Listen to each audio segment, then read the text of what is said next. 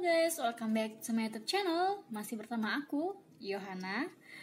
Ini aku mau ngelanjutin sesi yang terakhir aku upload, itu mengenai cuap ataupun curhatan au pair. Jadi aku mau ngelanjutin yang sempat terputus. Kalau kalian nonton itu full, pasti tuh ada bagian yang terputus gitu. Di video ini sih aku mau kasih beberapa tips juga untuk kalian dalam menjaga anak GF, apalagi yang umurnya itu sekitaran 6 tahun ke atas. Karena ya seperti yang kalian tahu juga, kalau misalnya aku dulu pas au pair, aku tuh ngejaga 3 anak dengan umur 11 tahun, 9 tahun, dan 6 tahun di saat aku menjadi au pairnya mereka gitu. Tapi kalau misalnya sekarang mereka pasti umurnya udah tambah ya. Aku pun ya pastinya. Soalnya pas aku tinggalin mereka itu yang paling kecil sama yang paling besar itu mendekati di hari ulang tahun mereka gitu. Jadi mereka ya sedih juga, sempat bilang juga kalau ya Yohana, kenapa kamu cepat banget pergi gitu, padahal kita ulang tahun lo bentar lagi gitu. Ya mau gimana, Ausbildung aku mulainya pun juga di awal September. Nah, dalam menjaga anak GF, ini anak GF aku semuanya punya kriteria tuh ataupun sifatnya tuh beda-beda ya. Contohnya anak yang pertama, anak yang pertama ini dia lebih suka kayak punya dunianya sendiri. Kalau misalnya menurut aku itu dia tuh kayak aku waktu masa kecil gitu. Aku pun juga suka ngurung diri ataupun ya punya duniaku sendiri gitu. Dia tuh lebih ke punya dunianya sendiri, dia sibuk sama ya handphonenya dia. Terus dia kayak peduli sama adik-adiknya di saat kita ataupun adik-adiknya manggil dia gitu. Baru dia muncul. Tuh. Yang kedua itu dalam mengatasi dia ataupun dalam kayak ngerawat dia tuh sebenarnya kita nggak kayak aku dulu itu nggak terlalu nggak terlalu ribet, karena yang terpenting itu kita ataupun aku yang buat dia membaur ke aku ke adik-adiknya juga. Contohnya gini, dalam hal makan, kayak di video yang sebelumnya aku udah sempat kasih tahu juga kalau misalnya dia lebih suka makan sendiri dibandingkan gabung sama aku ataupun gabung ke adik-adiknya, kecuali ada ibunya ya. Kalau misalnya ibunya di situ semuanya wajib kumpul gitu di meja makan, nggak boleh enggak. Terus kalau misalnya nggak ada ibunya gitu, dia lebih senang sendiri gitu. Nah di saat itu aku lebih ke nyuruh dia yang beraktivitas ataupun pas nyuruh dia yang masak gitu. Aku bilang sama dia, contohnya aku pingin makan crab, buatin crab dong gitu, ataupun aku pingin makan crab, kamu tahu nggak cara bikinnya kayak mana. Nanti dia tuh otomatis kayak oh dia pingin belajar masak ini, jadi aku harus lebih tahu dari dia gitu. Jadi kayak dia itu sebagai gurunya aku gitu. Aku jadiin dia sebagai gurunya aku dalam hal makan, dalam hal memasak gitu. Padahal pun juga aku hanya mau dia membaur ke kami gitu, biar kayak makannya bareng gitu, dia nggak punya dunia sendiri aja gitu. Nah setelah itu nonton, di saat adik-adiknya nonton pun juga dia otomatis jadi ikut ke adik-adiknya juga nonton. Jadi handphone itu dia lupain gitu, karena dia udah aku bikin sibuk sendiri duluan gitu. Terus anak yang kedua itu hobinya suka ngobrol sama main, tapi dia itu kasar dalam hal bukan omongan tapi tindakan. Kayak istilahnya ibunya bilang dia pemalu, tapi bagi aku sebenarnya kalaupun dia bisa dibilang pemalunya itu sekali dia berekspresi, dia tuh langsung boom gitu loh, langsung kayak tindakannya pun juga langsung kelewatan gitu loh. Jadi ngatasin dia pun juga aku sama dia, dibanding kalau misalnya disuruh milih kayak dulu waktu aku jadi au pairnya mereka, aku tuh sama dia lebih banyak ngobrol dibandingkan main. Karena aku pernah dilempar bola sama dia, anak yang kedua ini dilempar bola dengan keras banget. Itu yang aku sempat cerita juga kalau aku sempat ke dokter gara-gara di bagian tertentu tuh ada yang bengkak gitu. Terus dia pernah kayak mukul, itu karena mungkin kesenangan main ya, mungkin lah. Terus jadi secara nggak sadar juga ekspresinya itu ya bagi aku juga berlebihan gitu kan, yang nggak sewajarnya, karena pun juga dengan sifatnya memang kayak yang dibilang ibunya ini, dia pemalu gitu. Jadi mungkin tertahan setelah kita pancing untuk kayak berbaur ke dia langsung boom, aku punya teman, jadi harus aktifnya pun juga kayak ya bisa dibilang berlebihan lah, bisa sampai mencelakai gitu. Cuman nggak sampai benda tajam ataupun hal-hal berat ya, bukan. Untuk ngatasin dia aku lebih milih ngobrol sama dia dibandingkan main sama dia ya, karena ya itu tadi aku udah punya perbedaan gitu. Aku jadiin dia sebagai guru aku bahasa Jerman, jadi dia merasa kayak oh aku lebih tahu dari Johanna, walaupun dia terkadang tuh grammarnya tuh ini ya salah gitu. Nah, bagi kalian yang merasa kalau misalnya orang Jerman yang kesehariannya bisa bahasa Jerman, belum tentu itu di sekolah ataupun di pelajaran bahasa Jerman mereka tuh bisa, belum tentu.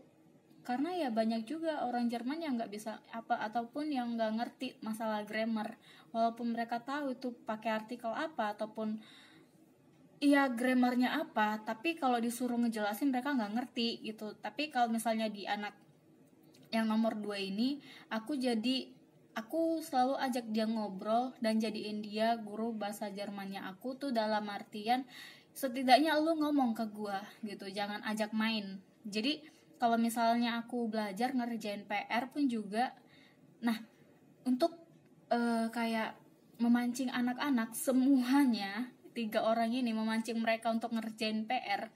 Jadi tuh aku ngerjain PR duluan, kayak istilahnya di meja makan, selesai aku beresin semuanya, aku keluarin buku. Aku biasanya belajar di kamar, tapi karena situasi itu aku pun juga harus cari ide gimana caranya mereka bisa mau belajar gitu. Aku bawa semua buku aku duduk di meja makan, aku belajar di situ. Itu otomatis di saat mereka ngelihat aku lagi belajar, satu-satu tuh berdatangan bawa tas mereka sambil bawa buku mereka gitu. Jadi nggak hanya aku kayak putar otak untuk ngantar PR mereka sambil mereka nonton, nggak cuman itu aja, tapi terkadang pun juga karena kan orang sini kayak anak-anak orang sini tuh dibatasi banget ya nonton TV ya, jadi pun juga aku harus bisa ngebatasin itu juga sama mereka, jadi nggak setiap harinya mereka nonton TV gitu. Jadi di saat aku ngerjain PR di atas meja makan, mereka satu persatu datang, tiga-tiganya tuh semuanya datang untuk ngerjain PR juga. Jadi habis ngerjain PR semuanya pada main, lupa sama TV jadinya. Jadi di anak nomor 2 ini selalu kayak aku kan untuk translate gitu kan, untuk translate bahasa aku gunakan handphone gitu. Nah dia selalu bilang, Yohana kamu handphonenya aku tahan, kamu nggak boleh pakai handphone, kamu kalau nggak ngerti nanya aku, katanya gitu. Aku langsung bingung dengan bahasaku yang seminim ini, gimana aku nanya ke kau sedangkan kau pun juga nggak ngerti bahasa Inggris di saat aku menanyakan sesuatu samamu dalam bahasa Inggris gitu. Jadi ya aku yang harus mutar otak gitu untuk nanya ke dia gimana itu, dan aku pun harus bisa paham apa yang dibilang dia gitu. Makanya dia langsung kayak, Yohana kamu nggak boleh pakai handphone, katanya kayak gitu. Kalau ngerjain PR kamu harus gunakan kepala kamu, katanya. Kamu harus gunakan pikiran kamu, katanya gitu. Oke, gitu. Jadi sebenarnya terkadang aku ngerjain PR itu sebenarnya bukan PR. Jadi kan kita kalau misalnya buku kita itu kan ada kayak soal, udah gitu kita disuruh jawab. Nah, contoh soalnya tuh udah ada di situ gitu. Jadi aku ya iseng-iseng aja jawabin pertanyaan-pertanyaan itu. Yang penting mereka bisa belajar gitu, mereka bisa ya terpancing untuk belajar juga, ikut aku belajar gitu. Terus anak yang ketiga, nah di anak yang kedua ini dia lebih sering cerita tentang budaya mereka. Kayak istilahnya perdebatan itu penting bagi mereka, bagi anak-anak. Kayak istilahnya dia pernah bilang kayak, Yohana, nggak semua hal yang kau tahu itu kami tahu, dan nggak semua yang kami tahu itu kau tahu, katanya gitu. Jadi terkadang pun juga ada hal yang kami ngerti dan kau nggak ngerti. Jadi bagi kami itu perdebatan itu penting. Dia pernah ngomong kayak gitu. Jadi ya terkadang pun juga kawan debat aku bukan dia sih sebenarnya, bukan anak yang kedua, melainkan anak yang ketiga, karena memang bandelnya luar biasa. Aku pun sampai aduh udah sampai ya tahan emosinya sama anak yang ketiga sebenarnya. Nah, di anak yang ketiga itu sifatnya dia tuh aktif, super aktif banget, bandelnya luar biasa. Kalau misalnya bisa dibilang kayak anak yang kurang perhatian dari orang tua, jadi dia butuh perhatian dari orang lain. Jadi dia kayak ngulah, sibuk sana sibuk sini, yang penting kita perhatiin dia, kita datangin dia, pekerjaan kamu bagus banget, itu apa, jelasin dong gitu. Jadi kita harus kayak muji dia. Kita nggak boleh sepengalaman aku di sana, aku sama anak itu, di saat aku mengkritik kayak dia bikin kue dan bahannya salah, di saat aku mengkritik, dia tuh selalu kayak, udah Yohana, kok nggak tahu apa-apa, kok di luar aja. Jadi dia aktif sendiri, apa semuanya sendiri. Jadi aku kayak, cara aku untuk beradaptasi sama anak ini itu contohnya di saat dia masak kue, aku tuh datang nggak mengkritik. Terakhir aku nggak mengkritik karena aku tahu kalau misalnya aku mengkritik dia bakal usir aku gitu kan, kayak nyuruh aku di sana aja atau kerjain yang lain aja atau kamu di kamar aja gitu.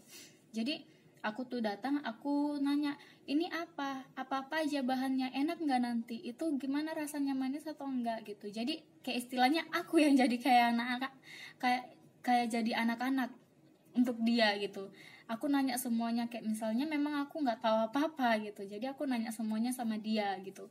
Jadi ya setiap anak ini sebenarnya tuh beda-beda sifatnya, karakteristiknya sebenarnya beda-beda semuanya. Nggak semua orang tuh sama gitu kan, tapi ya watak sebagian besar orang sini ya perdebatan itu penting.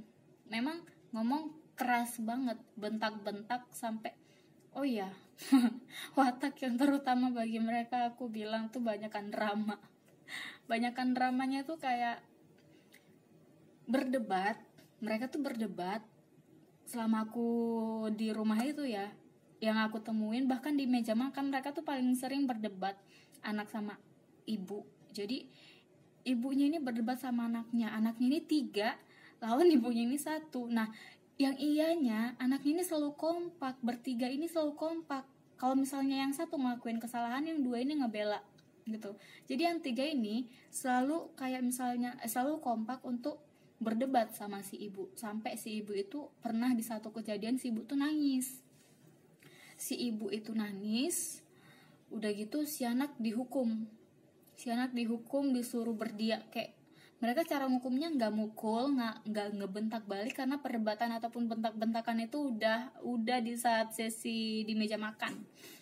Nah si ibunya ini ngukumnya dia dibiarin di ruang tamu sendirian, dia dikurung di situ gitu sampai dia sadar dia salah gitu. Si ibu ini nangis gitu kan. Udah gitu walaupun ada orang luar walaupun ada aku, tapi mereka nggak malu untuk nunjukin drama itu gitu. Bagi aku itu drama banget sih sebenarnya. Terus si ibu itu nangis, udah gitu si anak yang salah ini datang lagi minta maaf ke ibunya. Udah 5 menit kemudian mereka ketawa lagi, cerita-cerita kayak biasa lagi. Ataupun di saat perdebatan mereka emosi 5 menit kemudian mereka ketawa lagi. Ini aku terkadang beranggapan kayak, ini kayaknya orang-orang sini sakit jiwa semua deh gitu. Tapi ya gimana itu culture-nya mereka gitu. Jadi aku pun belajar banyak sebenarnya dari mereka, kayak istilahnya sikap mereka aku tahu, cara menghadapi mereka aku tahu, udah gitu situasi emosi mereka gimana pun juga aku tahu gitu ya. Kayak yang ibunya sebenarnya bilang kalau misalnya aku stres menghadapi anak-anaknya, tapi bagi aku enggak sih sebenarnya, enggak stres, cuman ya dibilang stres enggak, dibilang santai pun juga enggak, dibilang stres iya, dibilang santai pun juga iya gitu kan. Ya pokoknya bagi aku tuh ya netral aja, karena pun juga aku sebenarnya lebih dekat ke saudara laki-laki aku ya. Aku punya adik dua-duanya ini laki-laki gitu kan. Aku lebih dekat ke dua adik laki-laki aku dibandingkan satu kakak perempuan aku. Jadi aku lebih kayak bisa membaur lah, karena aku pernah tumbuh sama dibesarkan sama kedua adik laki-laki gitu. Aku lebih dekat ke mereka gitu, jadi aku paham. Jadi di saat ibunya bilang kalau misalnya aku stres menghadapi mereka, aku pun jadi bilang kayak sebenarnya itu wajar untuk sikap anak-anak, aku gituin kan. Yang penting kita ada buat mereka, karena ya mereka butuhkan tuh kasih sayang dari orang tua gitu loh. Ya kita tahu ya, dengan aku yang paham sendiri, dia ibu sendiri di situ, terpisah lah mereka, suami istri ini berpisah, otomatis anaknya ini jadi bingung, kasih sayang orang tua nggak bisa didapatkan dalam satu waktu bersamaan gitu. Jadi harus membagi waktu sama ibu, harus membagi waktu sama bapak gitu. Terus ya untungnya aja pun juga di saat aku jadi opernya mereka, walaupun kayak di video sebelumnya aku bilang kalau misalnya si ibu ini rada perhitungan, kayak ininya aku uang les aku itu 50 euro mereka yang bayar, 70 euro aku bayar sendiri, karena uang les aku per bulan itu 120, karena aku les intensif itu di integration course. Untungnya aja aku ketemu sama orang-orang baik dalam hal itu, kayak orang-orang baik yang memang care sama aku, yang memang peduli sama aku. Contohnya teman-teman aku di sana, aku tuh selalu bertiga sama teman yang dua lagi juga orang Indo, jadi semuanya ini orang Indonesia gitu kan. Kami bertiga tuh orang Indonesia semua, satu dari Depok, aku dari Medan, satu lagi dari Bali. Jadi satu Depok, satu Medan, satu Bali gitu. Nah tiga-tiganya ini pun juga kayak punya sifat yang beda-beda, kayak ya kalian tahu kayak mana orang Medan kasarnya, kalian tahu orang Bali kayak mana kayak lembutnya, ataupun orang Depok pun juga yang gregetnya kayak mana kalian tahu juga kan. Tiga-tiganya kami punya sifat yang berbeda, tapi kami ya selalu sama gitu. Kayak contohnya di saat kami ada kurang, entah butuh sesuatu, kami tuh selalu ngomong di grup, aku butuh ini, semuanya tuh pada ngebantu gitu. Ataupun yang satu butuh sesuatu, kami kasih info atau kami kasih sesuatu apa yang memang dibutuhkan gitu kan. Terus terkadang pun juga mereka yang temen aku berdua ini main ke tempat aku, ataupun aku sama temanku yang dari Bali ini main ke tempat GF-nya yang temanku yang di Depok ini. Jadi GF kami itu semuanya saling kenal, bukan saling kenal antara GF ya, GF mereka tuh kenal siapa teman aku, GF mereka tuh kenal siapa teman-teman mereka gitu. Jadi di saat weekend kami gak ada rencana untuk jalan-jalan pun, kami main ke rumah mereka masing-masing, ke rumah salah satu dari mereka gitu, ataupun mereka main ke tempat aku gitu. Itu nggak masalah juga bagi GF aku. Ataupun mau acara nginap pun juga, mereka pun juga nggak masalah gitu kan. Ya itu yang enaknya di sana ya, selama aku masa oper. Jadi teman aku ada, udah gitu pun juga waktu aku punya banyak gitu kan. Butuh sesuatu pun juga aku bisa cari sendiri gitu kan, dengan aku punya banyaknya waktu ini.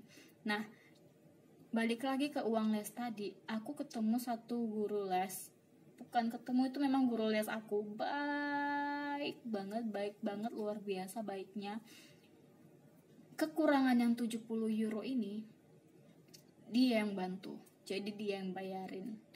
Makanya aku kayak ngerasa, walaupun aku ngerasa kurang di bahasa, aku jadi kayak ngerasa tanggung jawab gitu, kayak istilahnya memang harus beradu untuk dapatin sertifikat B1 ini.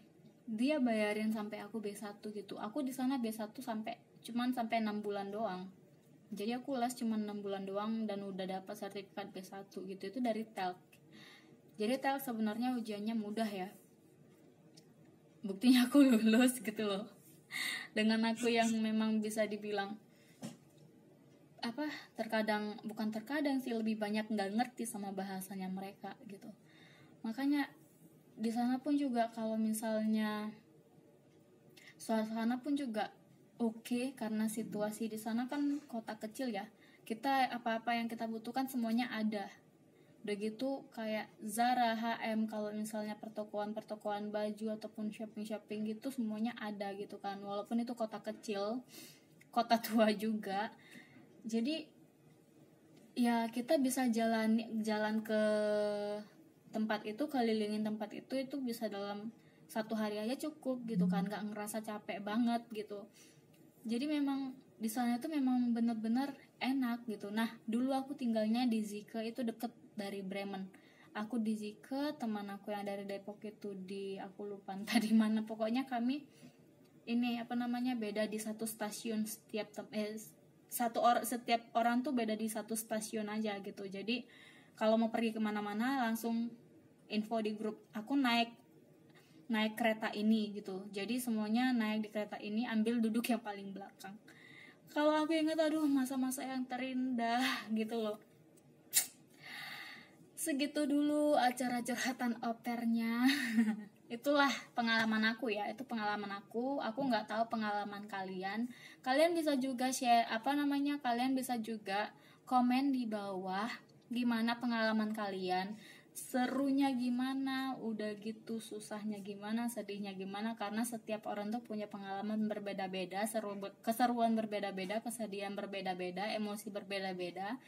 Jadi kalian bisa komen di bawahnya, kayak misalnya, Kak dulu aku gini, atau kalian yang lagi au pair bisa komen juga, Kak aku punya anak gap umur sekian, gimana ya kira-kira cara menghadapinya gitu. Sebenarnya itu tergantung kita harus mendekatkan diri ke anaknya ya. Kalau misalnya itu kita harus tahu sifatnya gimana gitu, kita harus paham. Bukan, kita jangan berharap mereka yang paham kita karena kita orang baru, enggak. Kita harus yang paham sifat anaknya ini gimana.